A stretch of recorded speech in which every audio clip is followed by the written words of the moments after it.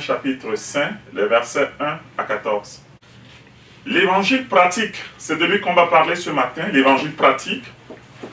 Quand nous lisons ce passage, le Seigneur nous exhorte et nous dit « Devenez donc des imitateurs de Dieu. » Devenez, c'est un processus. Nous devons partir d'un point pour parvenir à un autre point. Un chrétien est appelé à être un imitateur de Dieu. Imiter Dieu.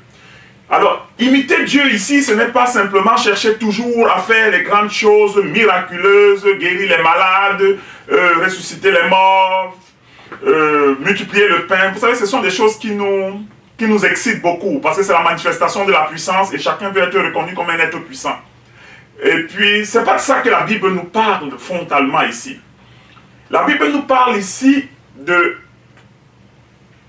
manifester le caractère de Dieu. Notre conduite, notre compassion, notre amour. Marchons en imitateur de Dieu en toutes choses. En toutes choses, il faut qu'il y ait le reflet de l'amour de Dieu qui passe par nous. En toutes choses, il faut que nous puissions copier l'exemple de Jésus-Christ. Imiter Dieu ne consiste pas à guérir les malades forcément, ou bien toujours. Imiter Dieu ne consiste pas à réaliser les œuvres de prouesse toujours. Imiter Dieu, c'est fondamentalement être capable de communiquer l'amour de Jésus-Christ, sacrificiel et non égoïste, dans tout ce que nous faisons. Nous sommes dans un temps où l'amour se dissipe. Quand nous parlons d'amour, nous ne parlons pas d'amour calculé. Nous ne parlons pas d'amour complaisant. Nous ne parlons pas d'amour collaboratif dans le sens où nous manifestons un amour, un type d'amour qui est, comment je vais dire, je vais utiliser le terme, le genre d'amour où nous mélangeons ce qui est objectif avec ce qui est faux.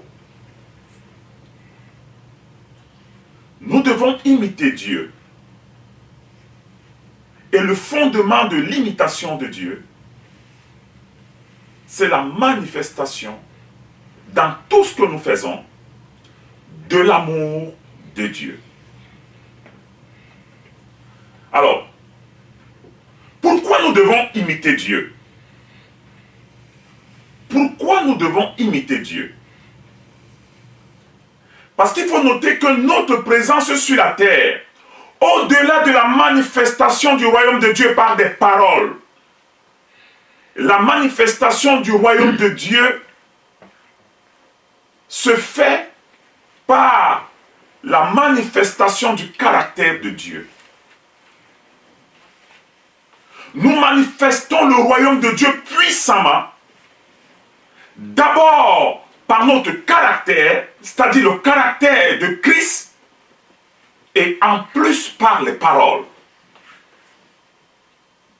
Donc nous avons une mission sur la terre.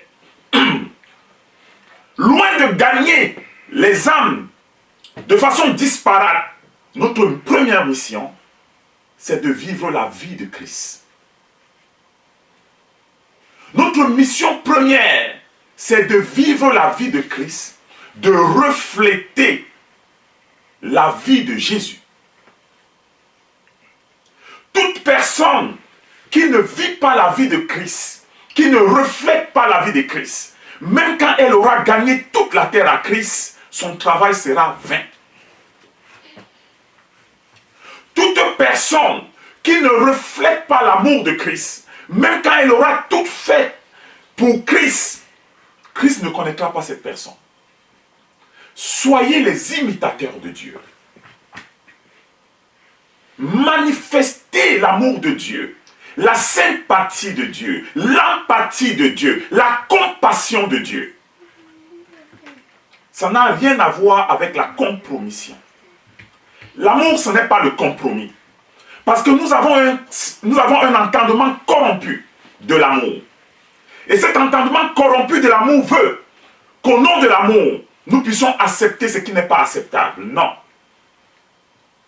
L'amour n'accepte pas ce qui n'est pas acceptable. Mais l'amour cherche un chemin pour délivrer celui qui est pris dans les chaînes de ce qui n'est pas acceptable. Puisque je t'aime, je n'accepterai pas le mal que tu fais, mais je ferai tout pour que les chaînes du mal te lâchent. Imitons Dieu. Ne supportons pas le mal. N'ayons aucune part avec le mal. Mais travaillons pour que ceux qui sont sous les chaînes du mal soient libérés. Ayons compassion. Ayons beaucoup d'empathie. Comprenons leur situation. Prions. Donnons-nous un sacrifice pour que ceux qui sont pris dans les taux du mal soient libérés. Ça, c'est l'amour de Dieu. Soyons les imitateurs de Dieu.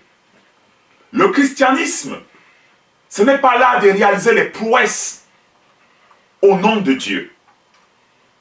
Le christianisme, c'est de manifester la vie de Dieu. Le christianisme, c'est de manifester le caractère de Dieu. Et la première mission du chrétien, ce n'est pas de gagner des âmes pour Christ, c'est de manifester la vie de Christ, au travers de laquelle Christ se manifestera aux autres. Alors, l'erreur que nous nous faisons, c'est que nous avons placé une priorité qui n'est pas la priorité de Dieu. Notre priorité, c'est de servir Dieu sans ressembler à Dieu. Chacun de nous se bat à servir Dieu. Chacun de nous se bat à avoir un grand ministère, un grand nom, une grande réputation. Mais personne, ou bien peu sont ceux qui se battent pour regarder tous les jours si leur vie est conforme à la vie de Christ.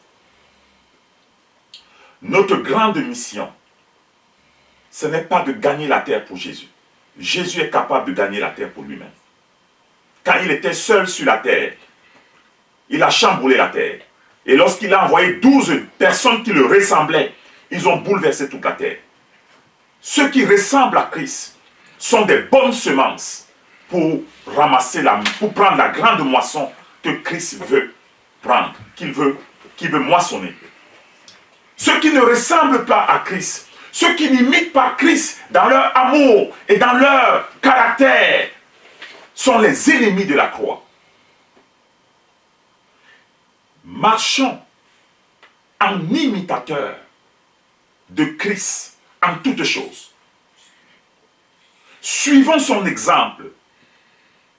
Suivons son modèle dans notre conduite, dans notre amour, dans notre patience, dans notre empathie, dans notre compassion. Suivons le modèle de Christ.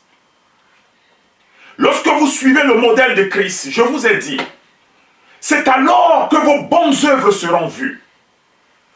Celui qui ne se comporte pas comme Christ met un nuage d'obscurité sur ses bonnes œuvres. Quand tu auras fait le bien et que ta conduite sera reprochable, tout ton bien sera comme une marmite qui a été couverte par un drap noir.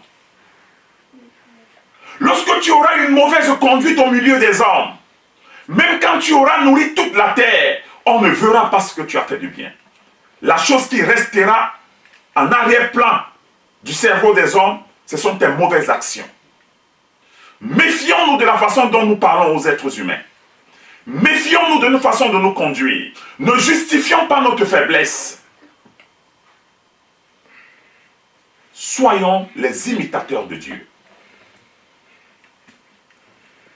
Alors, bien aimé, je voulais encore mettre un accent sur l'amour. L'amour, c'est la manifestation du plus grand don de Dieu. Mais il faut que vous compreniez que la destinée de Jésus n'était pas obligatoirement de mourir pour nous.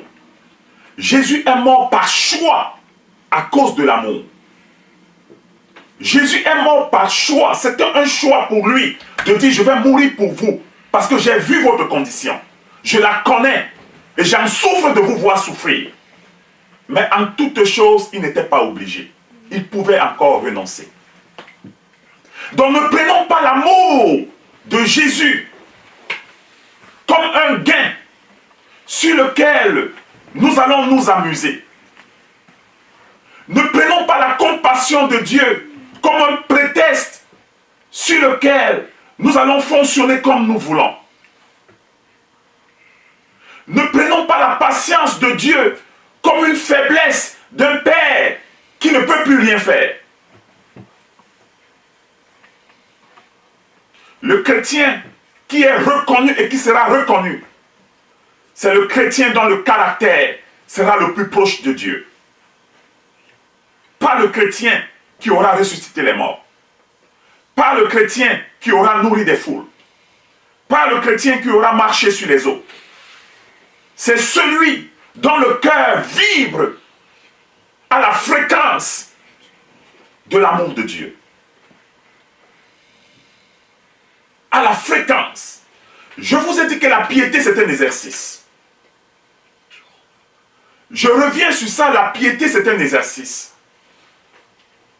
C'est-à-dire que nous devons pratiquer à aimer les autres, sans rien attendre en retour.